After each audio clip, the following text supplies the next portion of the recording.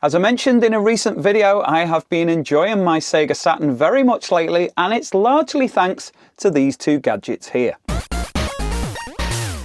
Now, I am fond of my Sega Saturn, but it has been in storage for quite some time, largely due to the fact that I can't connect it to my modern TV, also that my selection of games is somewhat limited. However, with this HDMI adapter from Kaico and this Saroo SD card sort of cartridge adapter thingy we're going to take a look at, it is now just more playable than ever. Let's take a look. All right, so these are the two gadgets in question. We've got the HDMI adapter from Kaico that we're going to be taking a look at first, and then spending a little bit more time looking at what's inside this box, which is what's called the Saroo SS HDLoader. It is a cartridge that actually slots into the top of the console, no discs needed, no mod chip needed, and it loads games directly from an SD card. So first of all, I needed to be able to actually play on my modern TV, and this adapter that I was sent from Kaico is just that. It is a multi-adapter for different Sega and Neo Geo consoles.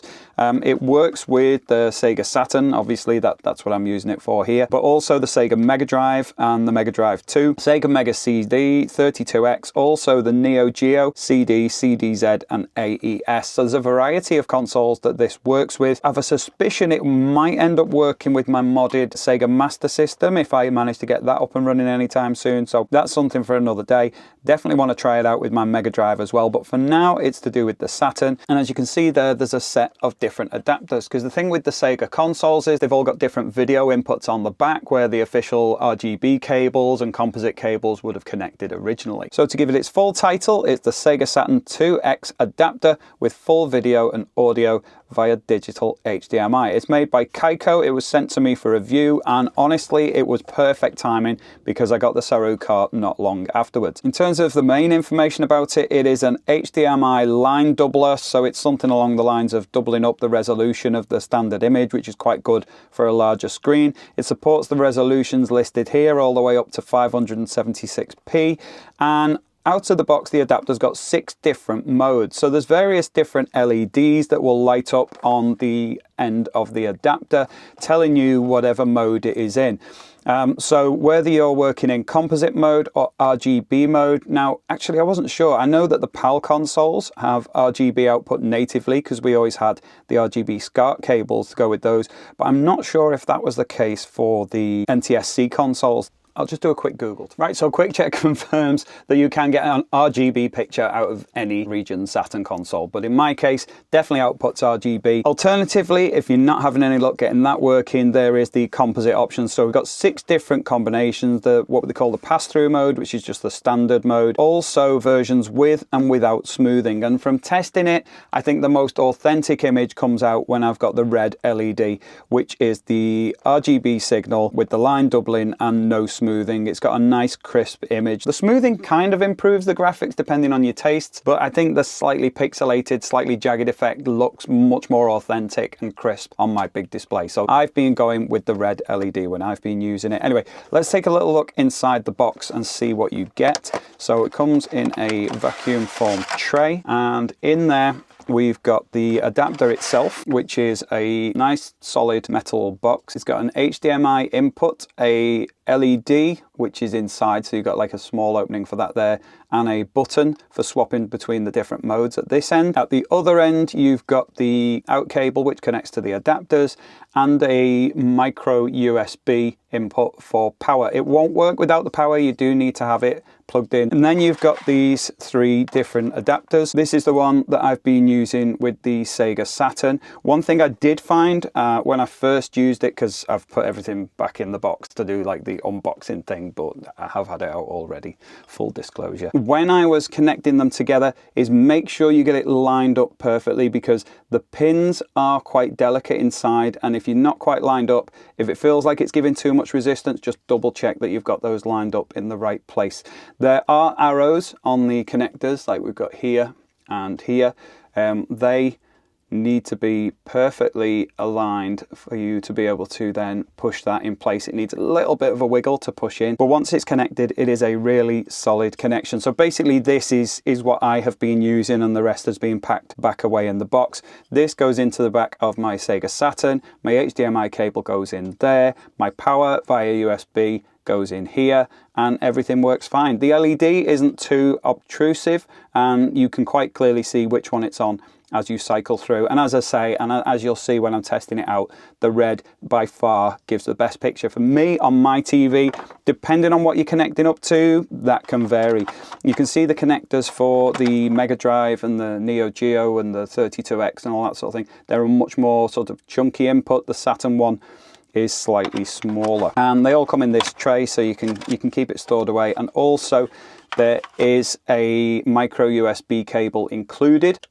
Plug in there like that, which works pretty well. Now obviously that does mean you end up with various different cables going here, there and everywhere, but cable management is fairly straightforward behind your console. Now regarding the button that's on there, once you've set it to your preference, it will remember that. So like every time you switch on your console, once I've set that to be on red, which is the RGB line doubling no smoothing option, that will always be the same every time I switch on the console. So you don't have to keep going fumbling about around the back every time you switch on your console to set it to whichever setting you want. So yeah, a quick, simple review of this. You'll see it when I'm testing out, but really, really useful gadget. You can get that from Kaico. I will leave a link in the description. And now onto this thing. This is the Saroo Cart. Strange name, but very, very handy gadget. It actually performs a number of functions. Comes in quite a nice little box with a padded foam surround to keep that protected, and all the information that you need on the back there as well.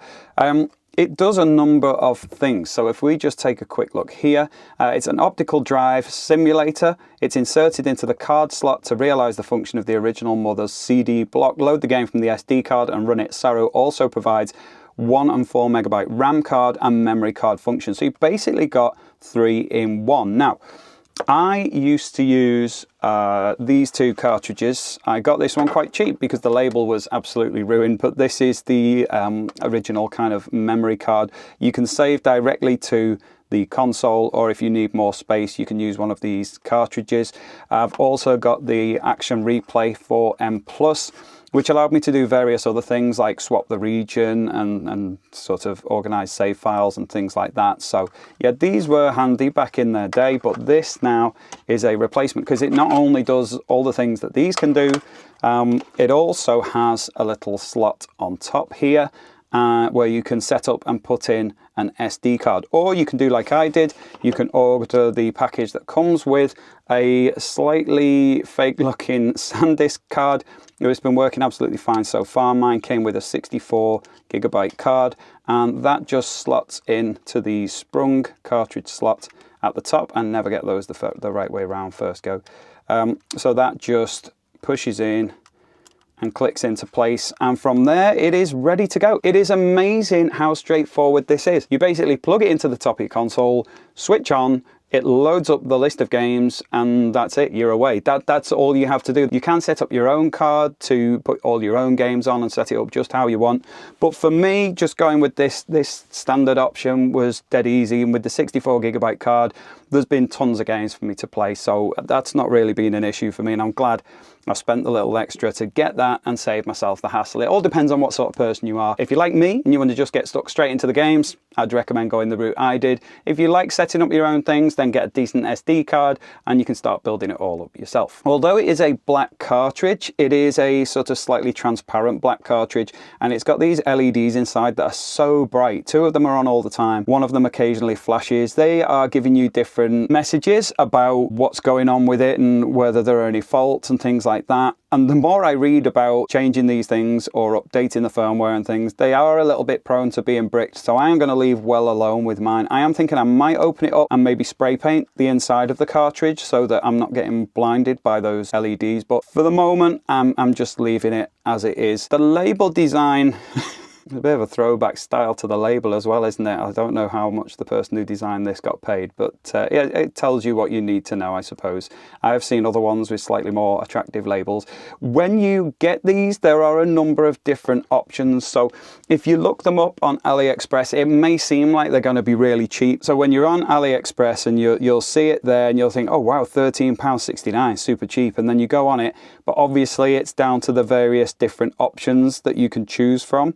So I think £13.69, I don't know, it might just be like the SD card on its own or something, because there's various different options that cost different amounts. And then also you've got your tax on top of that and things. But one of the things to pay attention to is whether it says it is the Elite version. So I got the Elite Black 64GB. So it means it's got the black cartridge, it comes with the 64GB card, and Elite means that the FPGA chips, I think they're FPGA. Anyway, the chips that are inside it are either brand new chips, which is the Elite version, or you can also get the normal black version, which costs a little less and has refurbished chips in there. So I don't know whether there'd be an advantage of one over the other. I've not heard anything terrible about the normal version, but I thought, while I'm at it and I'm getting this and I'm getting the card and everything else, I don't want to risk any issues. So I went with the Elite Black 64GB.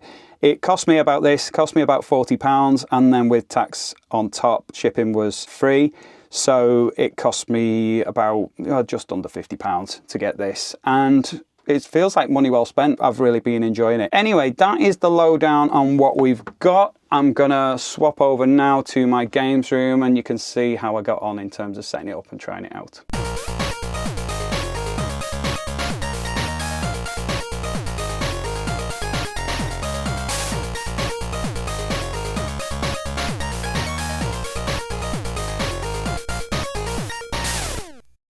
Okay, so we are all set up at last. Just got to show you my Christmas Game Boy lights. Got those from Lab 15. This is so cool. Anyway, yeah, so this is on full display on my 4K TV, and the quality of the display is great. It's really surprisingly good, and this is coming through Kaico's HDMI adapter, which I've got hooked up here.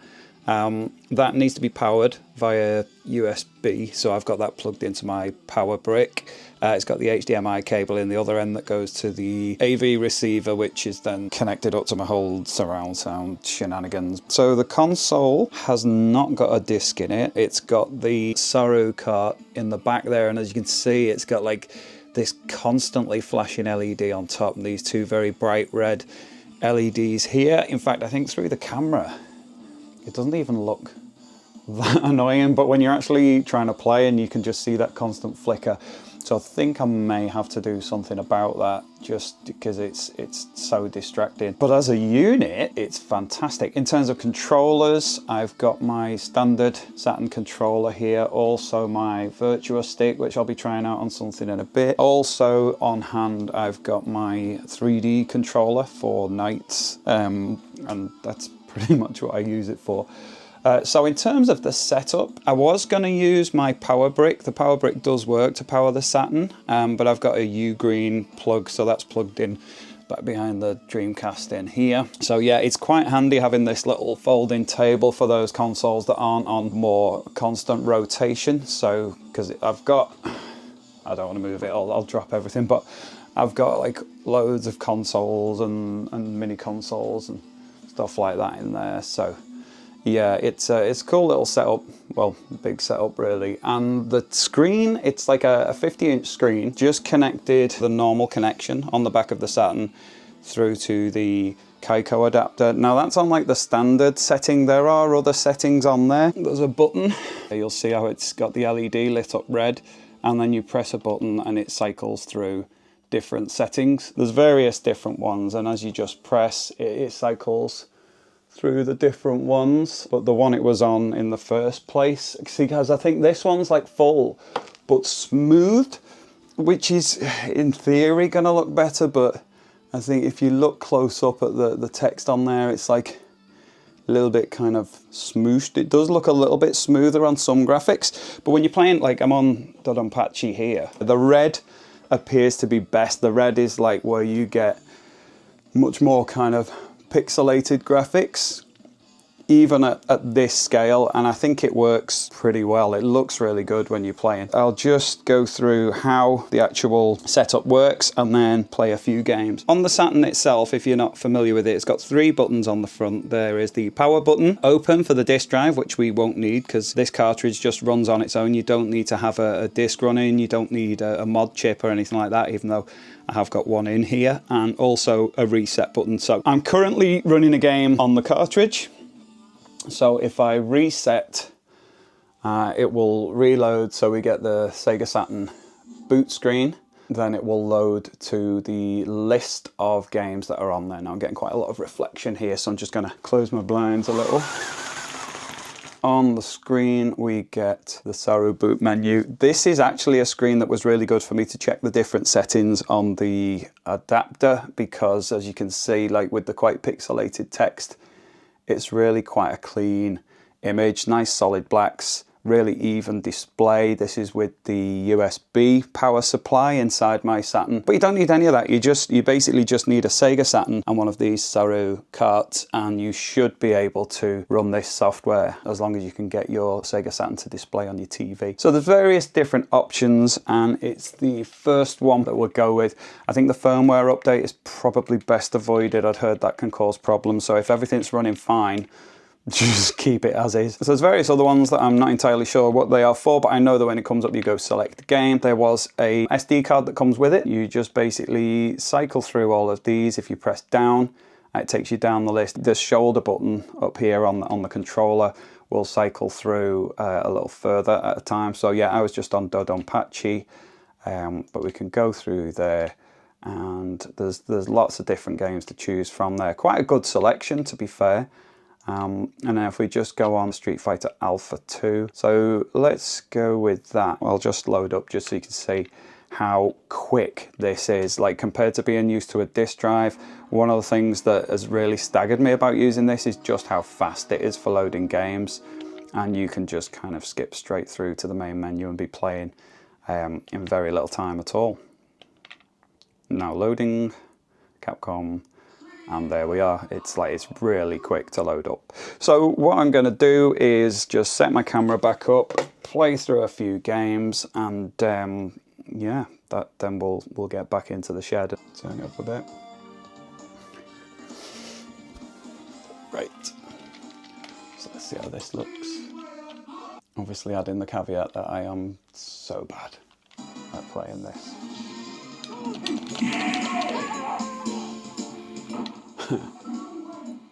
I'll call it a fluke. That was pretty good for me. It does look absolutely fantastic on here. So the Kaico adapter is doing a great job. I have got an OSSC that I was going to maybe set up and do some comparisons, but honestly, for how simple this is, I think it looks absolutely great.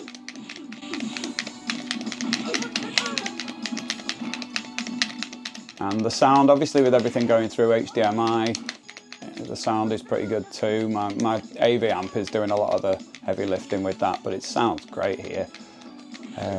But the display, yeah, when I've used adapters and things like this before, especially for something that outputs an RGB signal, it can look a little bit saturated or a little bit fuzzy, but this looks really, really nice. Right, so if I reset,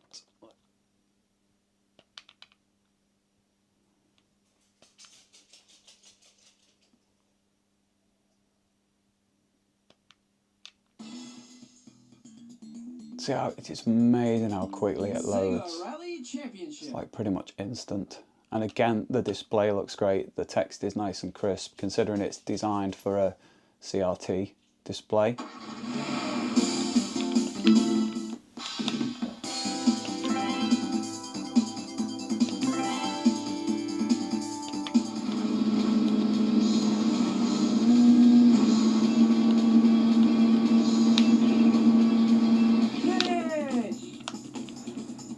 Looks, sounds, plays absolutely great. I'd forgotten how much I love this control pad. It is such a nice controller to use. A little bit rattly. I could probably spend some work quietening it down, but yeah, it's really good fun.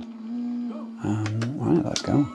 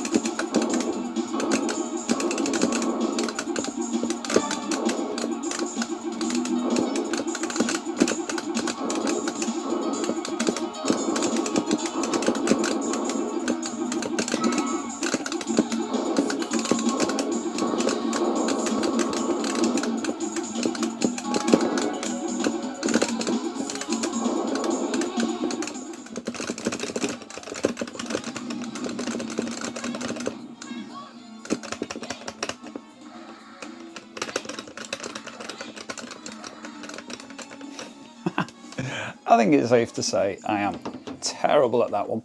Let's find something else. So it is maybe a little bit of a pain that you have to completely reboot every time you want to change the game, unless there is some sort of key shortcut to get back to the menu. I don't know, I haven't figured that out, so if you know how to do it, let me know. But really, because it loads so quickly, it doesn't really matter that much. So yeah, the list of games, it's very Japan centric, but there's lots of different ones to choose from.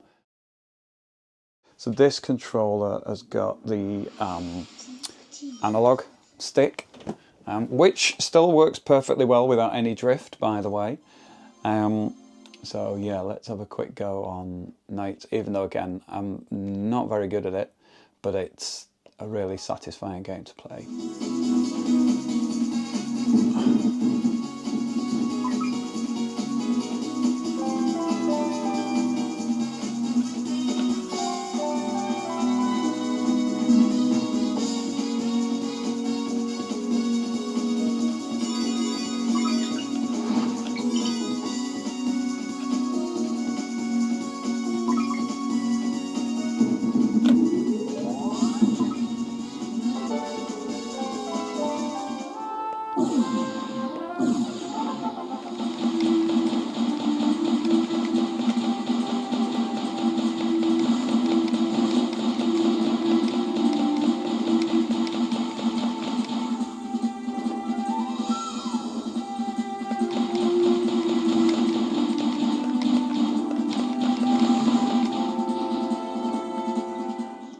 Should note actually that my Sega Saturn, it's a PAL console, but I've got a switch on the front to swap between 50 and 60 Hertz.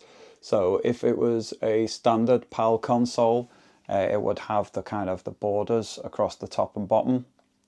Also, there's like this slight line to the left of the display. I don't know whether that's to do with, I think it is to do with my console and the way I've installed the mod and the mod chip and whatever else. I don't think it's to do with the Kaico display, but when I flick it to full screen on the 60 Hertz display, that all looks fine.